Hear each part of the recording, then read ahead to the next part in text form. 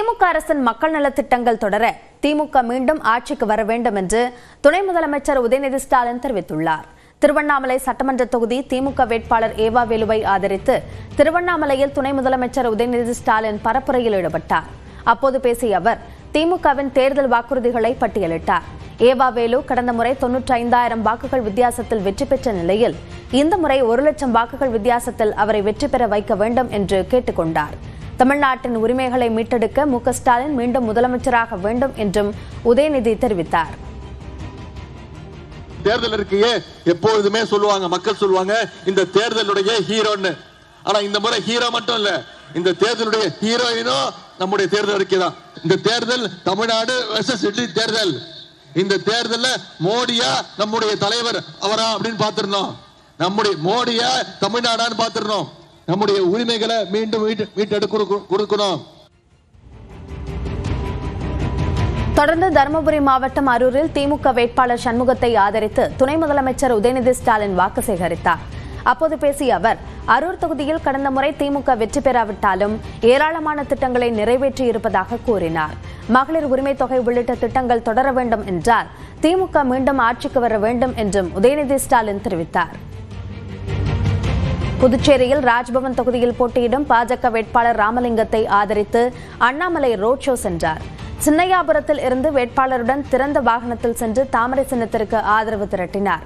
முன்னதாக பேசிய அவர் திமுக காங்கிரஸ் கூட்டணிக்குள் ஒற்றுமை இல்லை என்றும் இந்த கூட்டணி எப்படி நல்லாட்சியை தரும் என்றும் வினவினார். சம்பளம் பெறும் ஊழியர்கள் மற்றும் வரி செலுத்துவோரை பாதிக்கும் வகையில் பல்வேறு வரி சீர்திருத்தங்கள் நாளை அமலுக்கு வருகின்றன. அது என்னென்ன என்பதை பார்க்கலாம். இந்தியாவில் ஏப்ரல் 1ஆம் தேதி முதல் புதிய வருமான வரி சட்டம் 2025 அமலுக்கு வருகிறது. இது ஏறக்குறைய 60 ஆண்டுகள் பழமையான 1961ஆம் ஆண்டு வருமான வரி சட்டத்திற்கு பதிலாக அமல்படுத்தப்படுகிறது. புதிய வருமான வரி சட்டத்தின் கீழ் வரி அடுக்குகள் மற்றும் வரி விகிதங்களில் எந்த மாற்றமும் செய்யப்படவில்லை. இருப்பினும் வரி அறிக்கை, வரி வெளிப்படுத்துதல் மற்றும் வரி தாக்கல் செய்தல் ஆகியவை முன்பை விட மிகவும் கடுமையானதாகவும் வெளிப்படையானதாகவும் மாறும். புதிய ஊதிய விதிகளின்படி நிறுவனத்தின் மொத்த செலவில் அடிப்படை சம்பளம் மற்றும் பஞ்சப்படி ஆகியவை குறைந்தது 50% இருக்க வேண்டும். இதன் மூலம் PF மற்றும் கிராஜுவிட்டி பங்களிப்புகள் அதிகரிக்கும். இதனால் ஓய்வுகால சேமிப்பு கணிசமாக உயரும். அதே நேரத்தில் தற்பொழுது மாதந்தோறும் கையில் கிடைக்கும் சம்பளம் சற்று குறையக்கூடும். வேலையை விட்டு விலகும் ஊழியர்களுக்கு மிகப்பெரிய நற்செய்தியும் உள்ளது. இனிமேல் ஊழியர் ஒருவர் வேலையை விட்டு நின்ற 2 வேலை நாட்களுக்குள் அவருக்கான சம்பள நிலுவைகள் மற்றும் விடுப்பு பணத்தை நிறுவனம் செட்டில் செய்ய வேண்டும். முன்னதாக இது 30 முதல் 90 நாட்கள் வரை இருந்தது. 800க்கு மேற்பட்ட பிரிவுகள் 536ஆக குறைக்கப்பட்டுள்ளன. 47 அத்தியாயங்கள் 23ஆக குறைக்கப்பட்டுள்ளன. இதுவரை இருந்த நிதியாண்டு மற்றும் மதிப்பீட்டு ஆண்டு என்ற குழப்பமான முறை நீக்கப்பட்டு இனி வரி ஆண்டு என்ற ஒற்றை முறை அறிமுகப்படுத்தப்படுகிறது. வருமான வரி கணக்கு தாக்கல் செய்த பிறகு அதில் திருத்தங்கள் செய்ய இதுவரை 9 மாதங்கள் இருந்த நிலையில் இனி 12 மாதங்கள் அவகாசம் வழங்கப்படும். ஆனால் 9 மாதங்களுக்கு பிறகு செய்யும் திருத்தங்களுக்கு அபராதம் விதிக்கப்படும். வெளிநாட்டு சுற்றுலா பயணிகளுக்கான TCS வரி விகிதமும் மாற்றப்பட்டுள்ளது. அதன்படி வெளிநாட்டு சுற்றுலா பேக்கேஜுகளுக்கு 2% நிலையான TCS வசூலிக்கப்படும். முன்பு இது 20% வரை இருந்ததால் அதிகப்படியான பணம் முடங்கி வந்தது. இனி பயணிகளுக்கும் வெளிநாட்டில் படிக்கும் மாணவர்களுக்கும் கையில் அதிக பணம் புழங்கும். தங்க பத்திரங்களை ரிசர்வ் வங்கியிடம் நேரடியாக வாங்கியவர்களுக்கு மட்டுமே முதிர்வின் போது வரி விலக்கு அளிக்கப்படும். பங்குச்சந்தை மூலம் வாங்குபவர்கள் இனி மூலதன ஆதாய வரி செலுத்த வேண்டும். இந்த மாற்றங்கள் வரி செலுத்தும் முறையை எளிதாக்கவும் ஊழியர்களின் நீண்டகால பாதுகாப்பை உறுதி செய்யவும் கொண்டுவரப்பட்டுள்ளன. சென்னை பெரம்பூர் தொகுதியில் வேட்புமனு தாக்கல் செய்த தவேக தலைவர் விஜய் தனக்கு 624 கோடி ரூபாய் மதிப்பிலான அசையும் மற்றும் அசையா சொத்துக்கள் இருப்பதாக பிரமாண பத்திரத்தில் தெரிவித்திருக்கிறார்.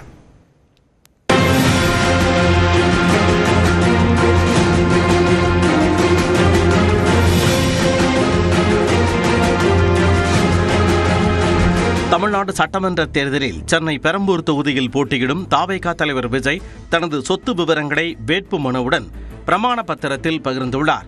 அதன்படி கடந்த 2020-2021 நிதியாண்டில் 8 கோடியே 4 லட்சம் ரூபாயாக இருந்த விஜயின் வருவாய் 2024-25 ஆண்டில் 184 கோடி ரூபாயாக உயர்ந்துள்ளது.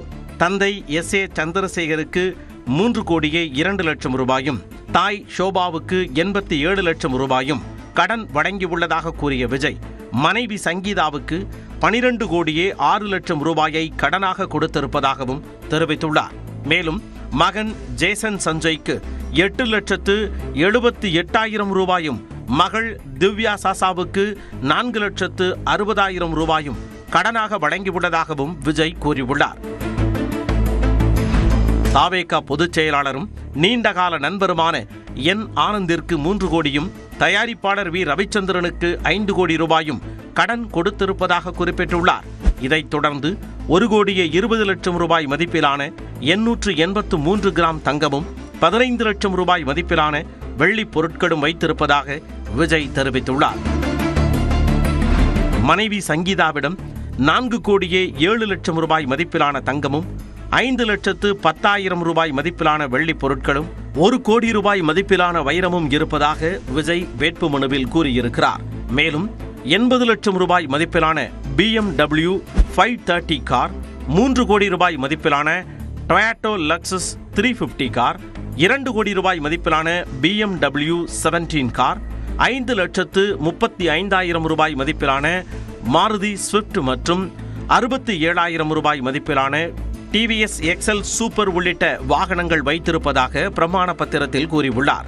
விஜயின் வருமான வரி நிலுவை 2011-2012 நிதியாண்டில் 91 லட்சம் ரூபாய் என்றும், 2022-2023 நிதியாண்டில் 14,13,000 ரூபாய் எனவும் தெரிவிக்கப்பட்டுள்ளது. லயோலா கல்லூரியில் BSc படிப்பை முதலாண்டிலேயே நிறுத்திவிட்ட தான் விஜய் வித்யாஸ்ரம் பள்ளியின் தாளாளராகவும், ஜயாநகர் ப்ராப்பர்ட்டி பிரைவேட் லிமிடெட் நிறுவனத்தில் மேலாண்மை இயக்குநராகவும் இருப்பதாகவும் விஜய் கூறியுள்ளார். இது தவிர தனது தங்கை வித்யா பெயரில் வித்யா சேரிட்டபிள் ட்ரஸ்ட் உள்ளிட்ட அறக்கட்டளைகளின் அறங்காவலராகவும் உள்ளதாக குறிப்பிட்டுள்ளார்.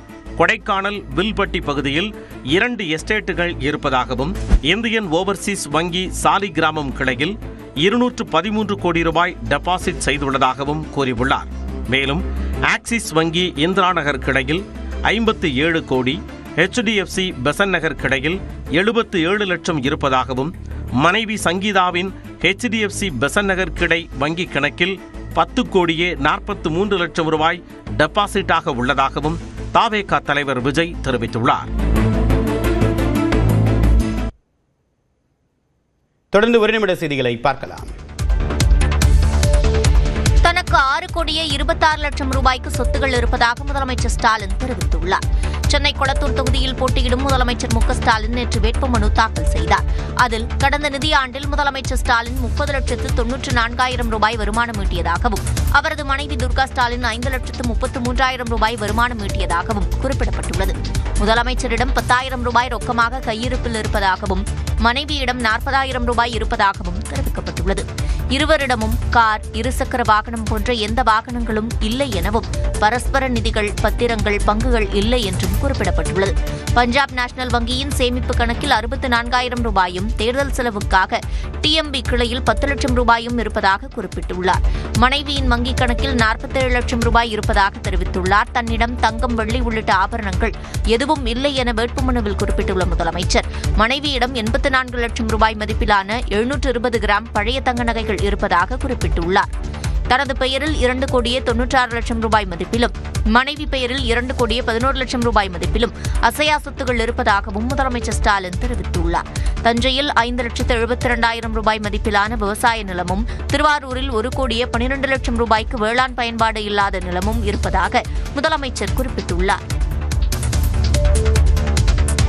மோடியும் அமித்ஷாவும் தான் எதிர்க்கட்சித் தலைவர் எடப்பாடி பழனிசாமியின் கொள்கை தலைவர்கள் என துணை முதலமைச்சர் உதயநிதி ஸ்டாலின் விமர்சித்துள்ளார். காஞ்சிபுரத்தில் தனது பரப்புரையை தொடங்கிய துணை முதலமைச்சர் உதயநிதி திமுக நிறுவனர் பேரறிஞர் அண்ணாவின் நினைவில்லத்திற்கு சென்று அவரது உருவச் சிலைக்கு மாலை அணிவித்து மரியாதை செலுத்தினார்.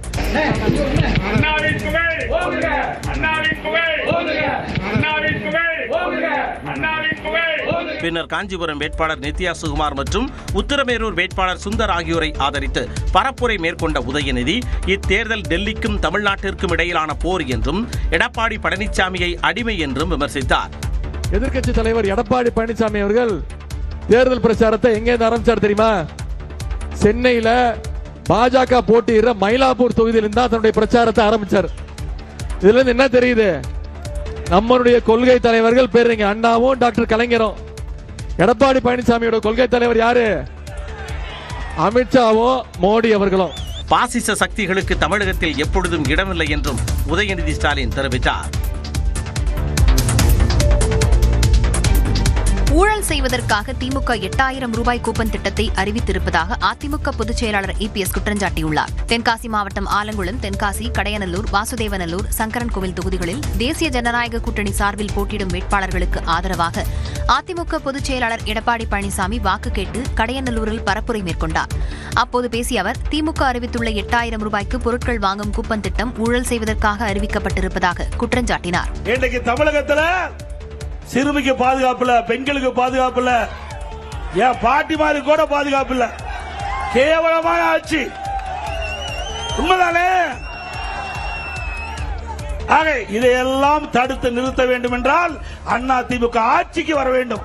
பரப்புரையின் போது வந்த ஆம்புலன்ஸுக்கு வழிவிடும்படி EPS கேட்டுக் கொண்டார். தன் பரப்புரையை தொடர்ந்த எடப்பாடி பழனிசாமியின் வாகனத்தை கழுகுமலை அருகே தேர்தல் பறக்கும் படை அலுவலர்கள் சோதனையிட்டதால் பரபரப்பு ஏற்பட்டது. தமிழ்நாட்டில் பாஜக வேட்பாளர் பட்டியல் இன்று வெளியாகிறது. சட்டப்பேரவைத் தேர்தலில் அதிமுக தலைமையிலான தேசிய ஜனநாயக கூட்டணியில் பாஜகவுக்கு 27 தொகுதிகள் ஒதுக்கீடு செய்யப்பட்டுள்ளன. இதனைத் தொடர்ந்து பாஜக போட்டியிட உள்ள தொகுதிகள் கடந்த வாரம் இறுதி செய்யப்பட்டன.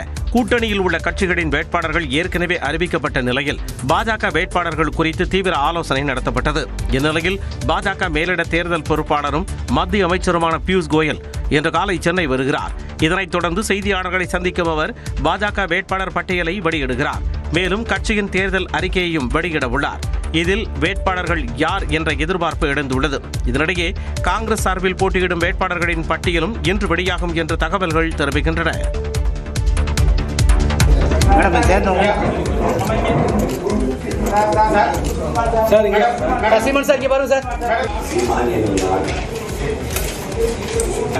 முழுமுதல் ஆட்சியை ஒருமைப்பாட்டை நிலைநிறுத்துவேன். மீடியா நிறைய